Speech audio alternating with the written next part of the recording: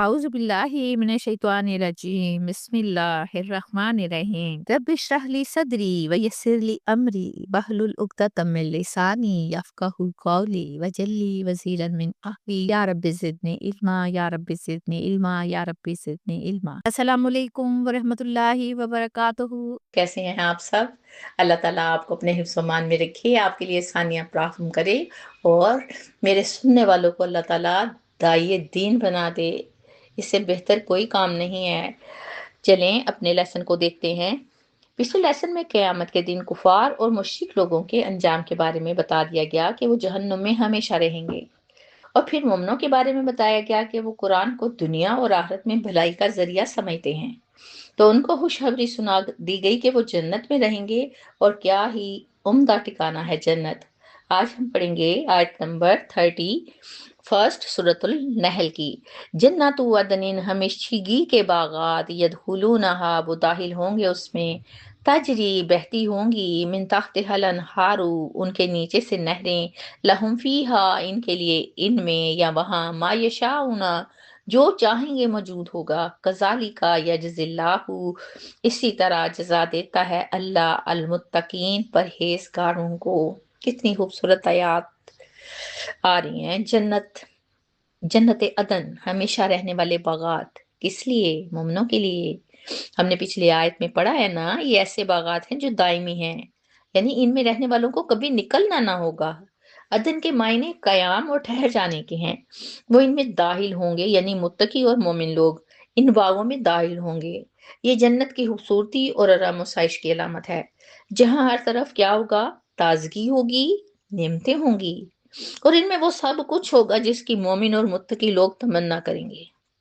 وہ سب کچھ اس میں شامل ہے جو تصور میں کیا جا سکتا ہے، یعنی ہر خواہش پوری ہوگی، کوئی محرومی یا کمی نہیں ہوگی۔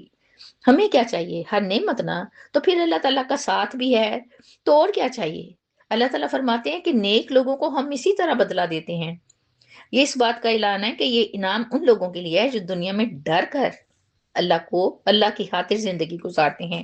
پہلے دیکھیں کافروں کا انجام بتایا، اب مومنوں کی بات ہو رہی ہے، تاکہ انسان دونوں کے انجام کا موازنہ کر لے۔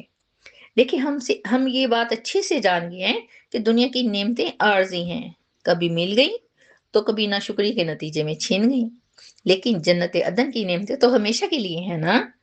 جنت میں ہر وہ چیز ملے گی جس کا انسان تصور کر سکتا ہے۔ جنت کی حقیقت انسانی سوچ اور تصور سے کہیں بلند ہوگی۔ آخر میں فرمایا کہ یہ نعمت متقین کے لیے ہے، آپ کے لیے ہے، میرے لیے ہے، تمام اللہ سے ڈرنے والوں کے لیے ہے۔ یعنی ایمان کافی نہیں ہے، بلکہ عملی زندگی میں اللہ تعالیٰ کا خوف اور اطاعت اور نیک اعمال ضروری ہیں۔ یہی تقوی انسانی زندگی کو بلند مرتبہ عطا فرماتا ہے۔ ایک دفعہ انسان اپنے آپ سے پختہ ارادہ کر لیے کہ آج سے میں اللہ کے راستے پر چلوں گا، تو راستہ آسان بھی ہو جائے گا اور کھلتا بھی چلا جائے گا۔ سورۃ النحل کی آیت نمبر 32 پڑھتے ہیں۔ الذین تتوفاہم الملائکۃ، جو کہ جانیں نکالتے ہیں ان کی، کن کی؟ مومنوں کی، فرشتے، طیبین، اس حال میں کہ وہ پاک ہوتے ہیں، یقولون، وہ کہتے ہیں، سلام علیکم، سلام ہو تم پر، ادخلوا الجنت، داخل ہو جاؤ جنت میں، بما کنتم تعملون، اس کے بدلے جو تم کیا کرتے تھے، یعنی کہ جو اعمال تم کیا کرتے تھے۔ اللہ تعالیٰ فرماتے ہیں کہ فرشتے مومنوں کی جان کیسے نکالتے ہیں۔ کافروں کی بارے میں تو ہم نے پڑھ لیا کہ اللہ تعالیٰ کافروں کی جان نکالتے ہیں کیسے ہیں۔ اس آیت میں اللہ تعالیٰ نے مومنوں کے بارے میں فرمایا کہ مومن لوگوں کی جان فرشتے کیسے نکالتے ہیں۔ اللہ تعالیٰ کے مطابق جب فرشتے ان لوگوں کی روحیں قبض کرتے ہیں جو کہ پاکیزہ حالت میں ہوتے ہیں، اور انہوں نے پاکیزہ طریقے سے زندگی گزاری ہوتی ہے، تو یہ بھی ان کا مطلب ہی ہے پاکیزہ حالت میں، اس کا مطلب یہ ہے کہ وہ ایمان، نیک اعمال اور صاف دل کے ساتھ دنیا سے رخصت ہوتے ہیں۔ تو فرشتے جب ان کی روحیں قبض کرتے ہیں نا، تو انہیں سلام کہتے ہیں، السلام علیکم کہتے ہیں، یعنی فرشتے ان کا استقبال سلامتی اور خوشخبری کے ساتھ کرتے ہیں۔ انہیں کہتے ہیں کہ اب تم خوف اور غم سے محفوظ ہو، انہیں حکم دیا جاتا ہے کہ تم جنت میں داخل ہو جاؤ۔ یہ ایک عظیم خوشخبری ہے نا، جس کے لیے ہر مومن تڑپتا ہے۔ یہ خوشخبری اسے موت کے وقت ہی دے دی جاتی ہے۔ کس لیے؟ یہ خوشی کی خبر اسے پہلے ہی دے دی جاتی ہے۔ دیکھیے ان اعمال پر جو اس نے دنیا میں کیے ہوتے ہیں، صاف واضح کر دیا ہے کہ جس نے دنیا میں ایمان اور تقوی کے ساتھ زندگی گزاری، اس کی موت بھی عزت اور سکون کے ساتھ ہوتی ہے۔ یاد رکھیں، ظاہری اور باطنی لحاظ سے پاک ہونا پاکیزگی کی علامت ہے۔ جو دل میں ہو وہ زبان پہ ہو۔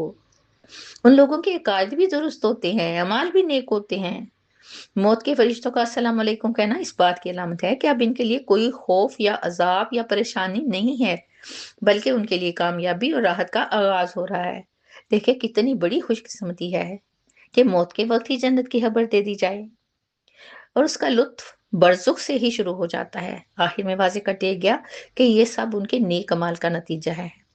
مومن کے موت کے وقت فرشتے سفید ریشمی کپڑا لے کر آتے ہیں، کہتے ہیں نکل، اللہ سے راضی ہو جا اور اللہ تجھ سے راضی ہے، اللہ کی رحمت اور خوشبو کی طرف چل۔ مومن کی روح مشک کی خوشبو کی طرح آسانی سے نکلتی ہے، اور فرشتے اسے ہاتھوں ہاتھ لیتے ہیں اور آسمان کی طرف لے جاتے ہیں۔ اللہ تعالیٰ ہمارا انجام بھی ایسے لوگوں میں کرے، آمین۔ سورۃ النحل کی آیت نمبر 33 پڑھتے ہیں۔ حل ینظرون الا، نہیں وہ انتظار کرتے مگر اس بات کا، ان تاتیہم کہ آئیں ان کے پاس، الملائکۃ او یاتی، یا فرشتے یا آئے، اور فرشتے ان کے پاس فرشتے، اور یا آئے امر ربی کا، تیرے رب کا حکم، یعنی عذاب یا قیامت کے بارے میں۔ کذالک فعل الذین، اسی طرح کیا ان لوگوں نے، من قبلہم جو ان سے پہلے تھے، وما ظلمہم اللہ، اور نہیں ظلم کیا ان پر اللہ نے، ولکن کانوا، اور لیکن وہ تھے، انفسہم یظلمون، اپنے آپ پر خود ظلم کرنے والے۔ اس آیت میں ینظرون کا مطلب صرف دیکھنا نہیں ہے بلکہ انتظار کرنے کے میننگ میں آیا ہے، یعنی یہ لوگ حق کو ماننے کی بجائے کسی آخری نشانی یا انجام کا انتظار کر رہے ہیں، یہاں تک کہ ان کے پاس فرشتے آ جائیں۔ یعنی یہ لوگ ایسے دلائل مانگتے ہیں جیسے موت کے فرشتے آ کر ان کے سامنے ساری حقیقت کو واضح کر دیں کہ ہم جی موت کے فرشتے آپ مان لے ہو۔